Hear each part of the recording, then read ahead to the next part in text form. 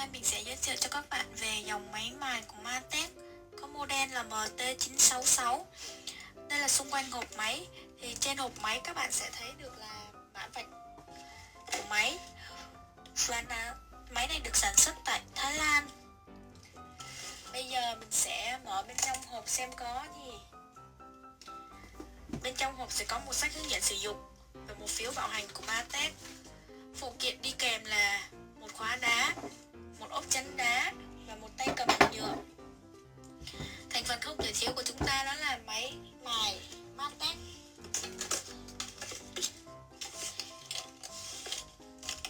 Đây là máy mài Matech nha các bạn. MT966. Ở trên đầu chúng ta sẽ có một nút giữ để bỏ khóa đá.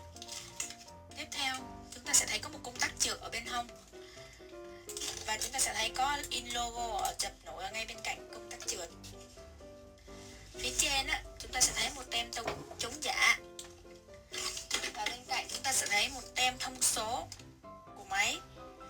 Dòng điện là 220 đến 240V, tần số là 50 đến 60Hz, công suất là 720W, tốc độ là 11.000 vòng trên phút.